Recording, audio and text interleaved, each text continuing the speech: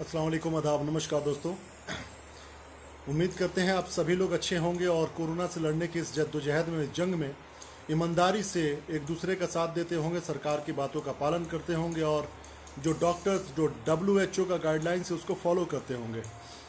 साथ ही बहुत ही लगभग रात के 12 बज रहे हैं, इस वक्त लाइव आया हूं। मैं सोचा कुछ आप लोगों से बात कर लेता हूं। रमज़ान का दिन शुरू हो चुका है। आप तमाम लोगों को रमज़ान की बहुत बहुत मुबारकबाद। अल्लाह करे ये जो मुबारक महीना है सबके लिए मुबारक साबित हो और ये जो पूरी दुनिया में जिस तरीके से इंसानियत के ऊपर में एक वायरस ख़तरा बन के आया हुआ है उससे हम तमाम लोगों को निजात मिले, इसकी हम लोग दुआ करते हैं। वालेकुम अस्सलाम महमूद भाई, प्यारे जान, तनवीर शेख भाई, आपको भी मुबारक हो, बहुत बहुत शुक्रिया।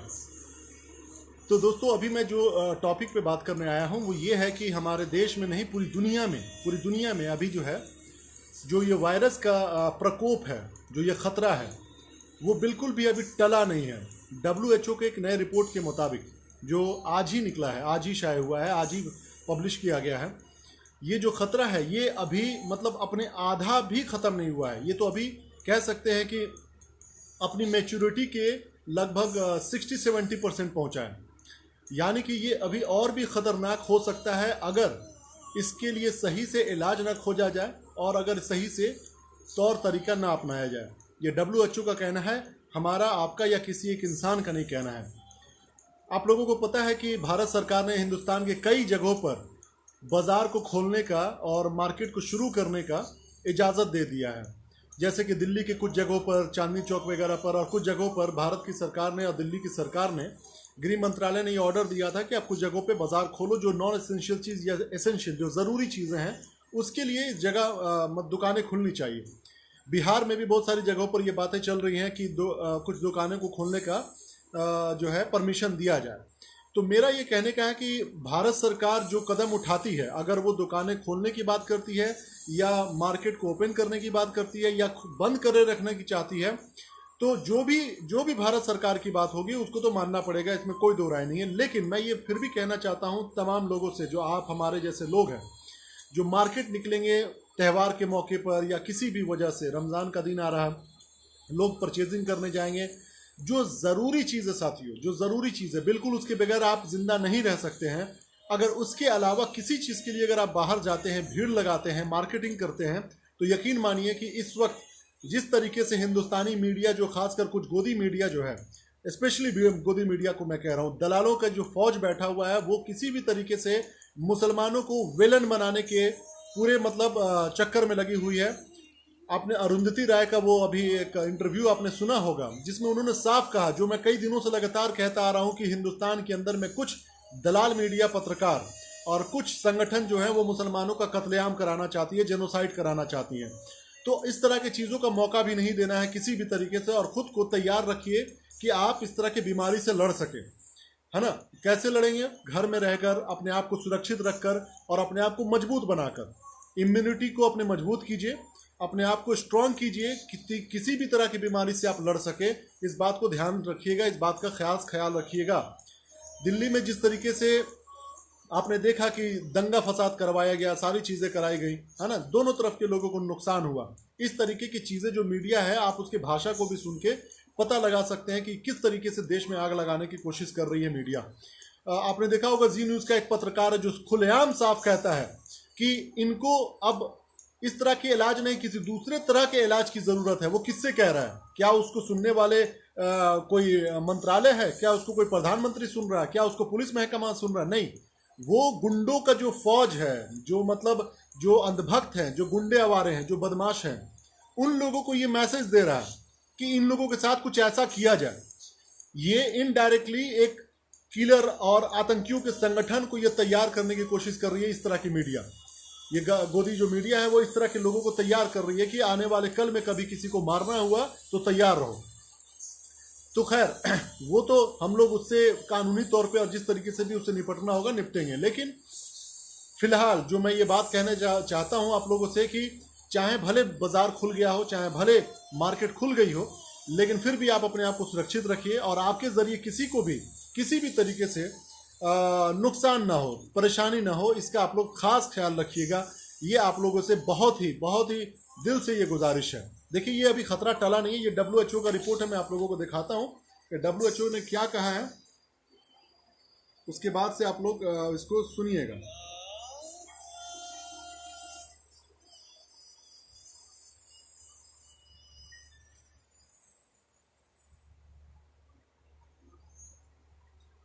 बिल्कुल, वो तो आर्थिक तौर पे बहुत नुकसान होने वाला है पूरी दुनिया में है मेहताब भाई। लेकिन फिलहाल जो है, अभी जो भारत में जो वायरस फैला है ना, जो वायरस भारत में फैला वो ज़्यादा खतरनाक है, वह नफरत वाली,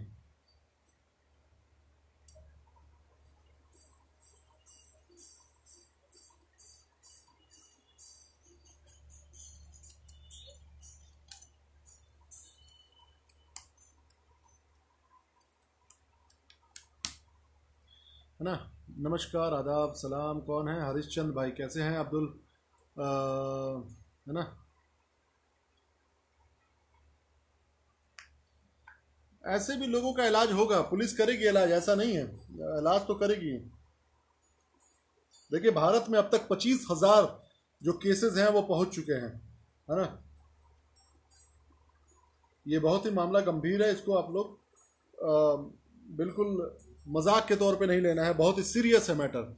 इसीलिए मैं कह रहा हूं कि भले भारत सरकार इजाज़त दे रही है, उसकी अपने कुछ पैमाइश होंगे, कुछ उनके अपने तैयारियां होंगी भारत सरकार की, जो तैयारी करके चेक करके उनकी जो मिशनरीज हैं, जो उनके क्या कहते हैं काम करने का जो तंत्र है, उसके आधार पर उन लोगों ने डिसाइड किया होगा कि कुछ दुकानें खोली जा सकती हैं जिससे आम लोगों को किसी तरह की ज़रूरत पड़े कोई चीज़ों की, तो वो उसका उनको पूरा किया जा सके। लेकिन फिर भी मैं कह रहा हूँ, बहुत सारे ऐसे लोग हैं दिल्ली में या कहीं पर भी, वो बिना मतलब के बाजार में जाना, घूमना, बैठना, कहीं ग्रुप बनाना, ये सारी चीज़ें नहीं करना है, बिल्कुल भी नहीं करना। भले इजाज़त दे दी गई हो दुकानें खोलने की, जब तक आपको कोई बहुत इमरजेंसी की चीज़ की ज़रूरत ना पड़े, तब तक आप बिल्कुल भी बाहर निकल के बाजार करने के नाम से, जो भी करने के नाम से, बिल्कुल भी मत कीजिएगा, है ना।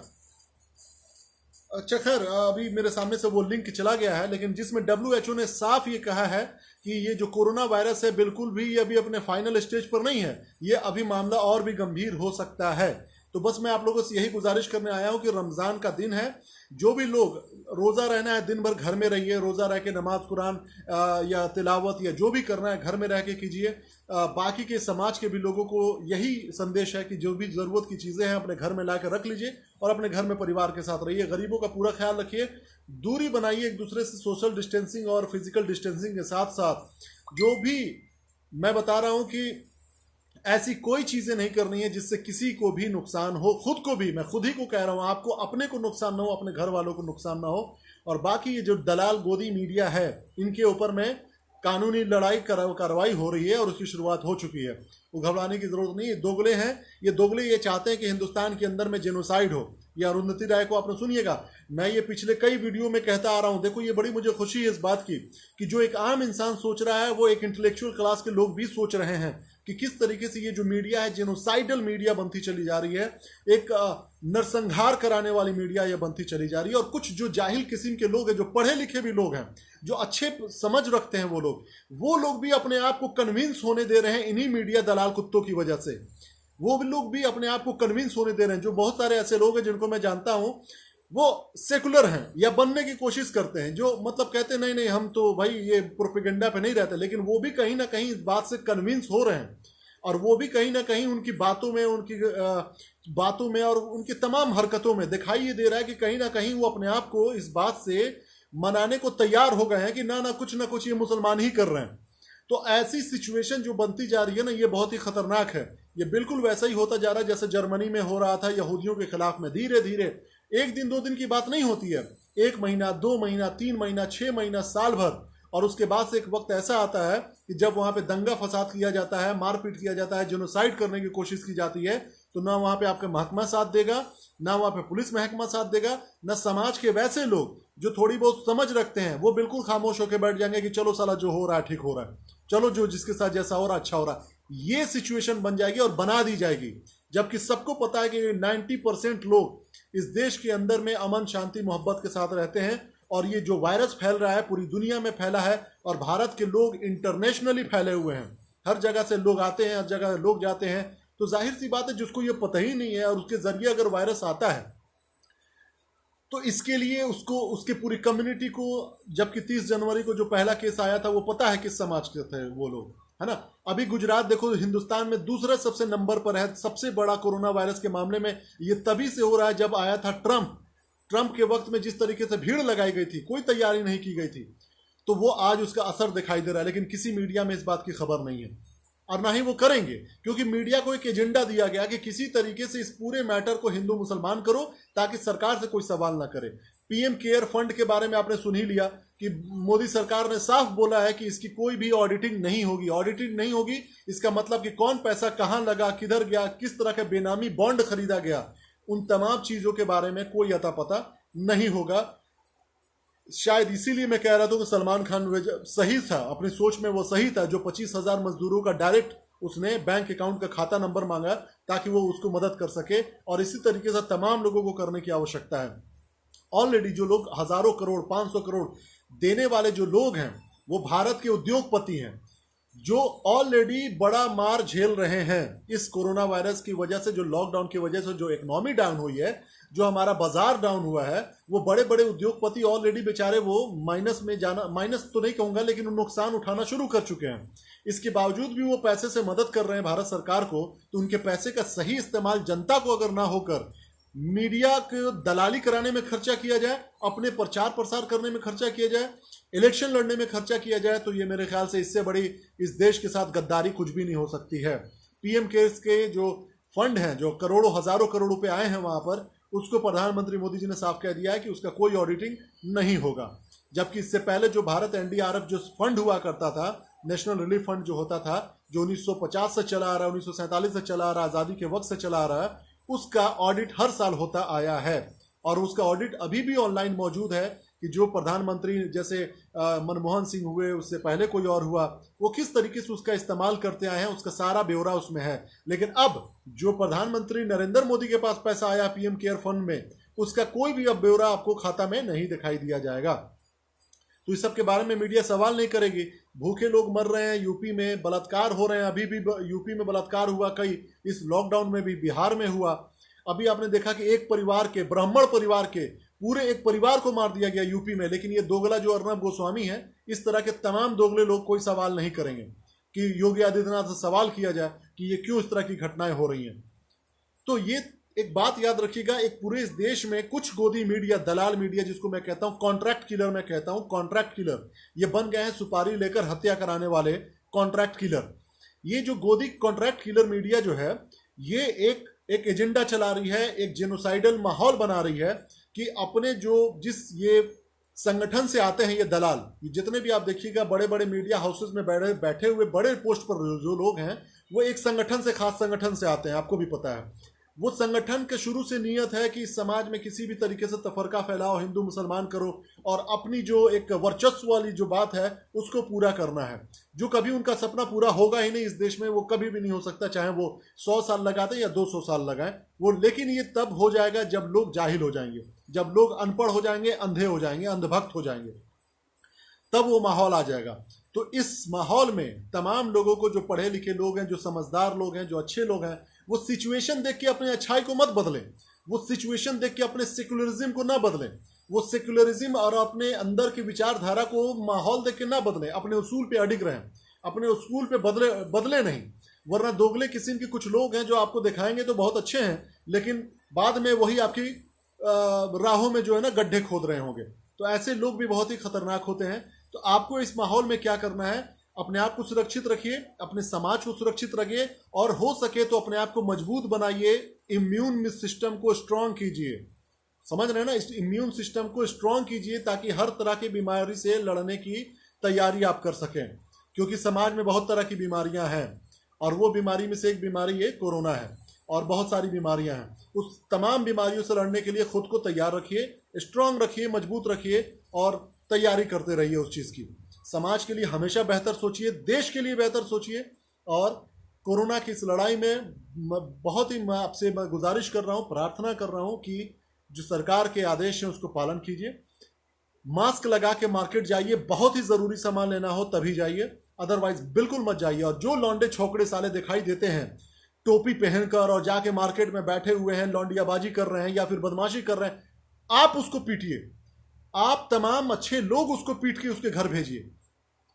समझ रहे हैं ना? बहुत सारे ऐसी जगह पर हैं, आप तमाम लोग जानते हैं जो मैं बात कह रहा हूं। ये कोई मैं वो हवा की बातें नहीं कर रहा हूं, जमीनी बात कर रहा हूं। हर समाज में ऐसे लोग हैं, और मुस्लिम समाज के लोग में से अगर आपको दिखाई देता है, और जितने लोग ये वीडियो देख रहे हैं, आप लोगों से गुजारिश है कि बिल्कुल आप जो है, आप जो मैसेजेस देखते हैं सोशल मीडिया पे, जो अच्छी चीजें होती हैं, जो आप सोचते हैं, आप उनको वहां तक भी पहुंचाया कीजिए जिनके पास सोशल मीडिया नहीं है, जिनके पास इंटरनेट नहीं है।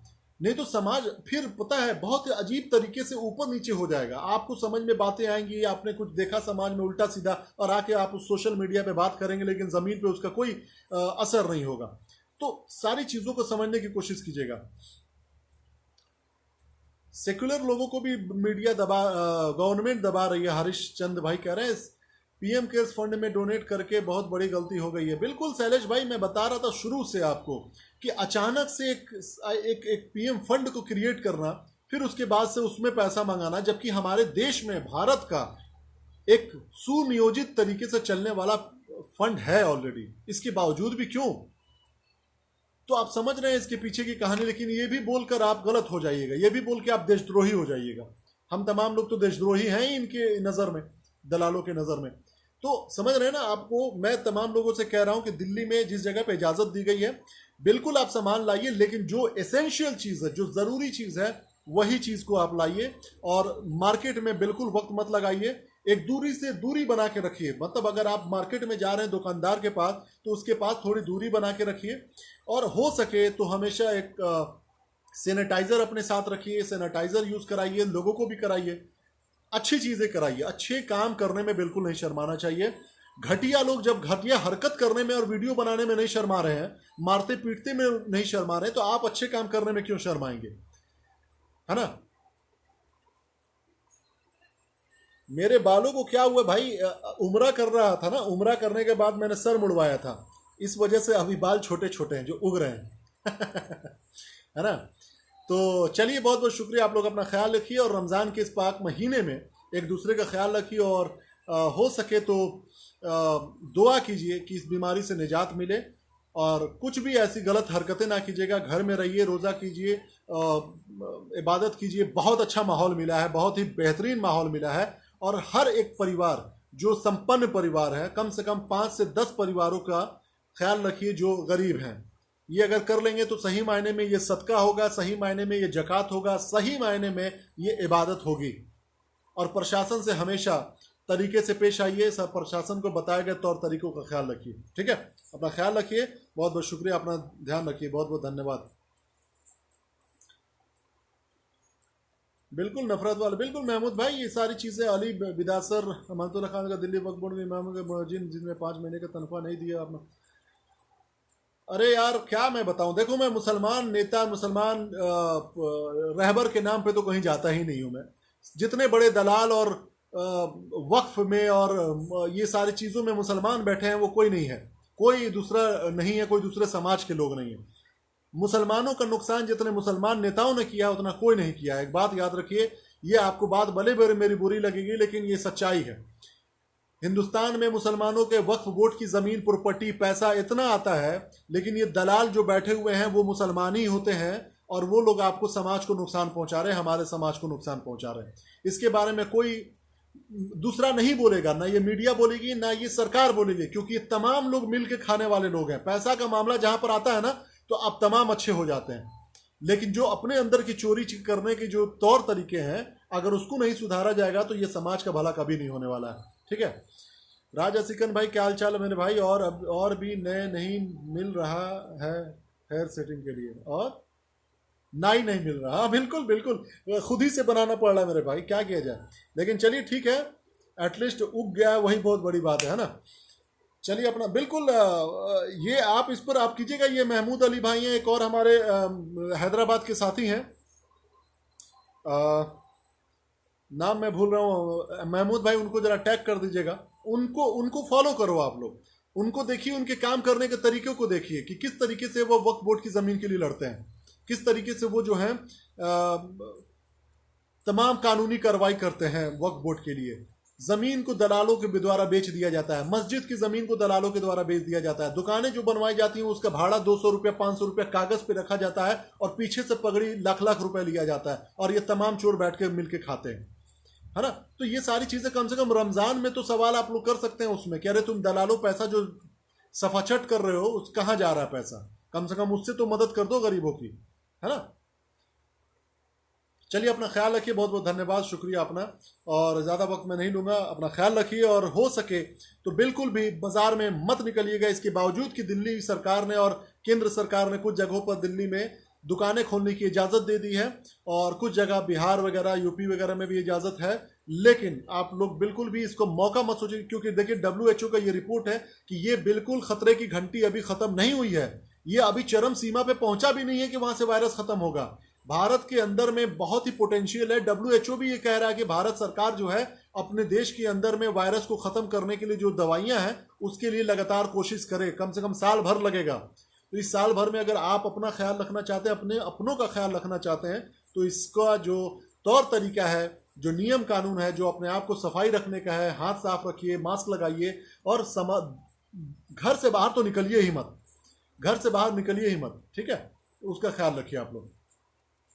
बिल्कुल उस्मान बिन मोहम्मद अल हाजरी भाई, उस्मान अल हाजरी भाई, ये हैं जो हैदराबाद के हैं, जो वक्फ बोर्ड की लड़ाई कैसे लड़ते हैं उसका बहुत पूरा ख्याल रखते हैं। हालांकि वो उनको बहुत सारे लोग उल्टा सीधा इसलिए बोलते हैं क्योंकि वो एक दूसरे पार्टी से बिलोंग करते हैं, वहाँ पे कोई और पार्टी है जो बहुत है ना।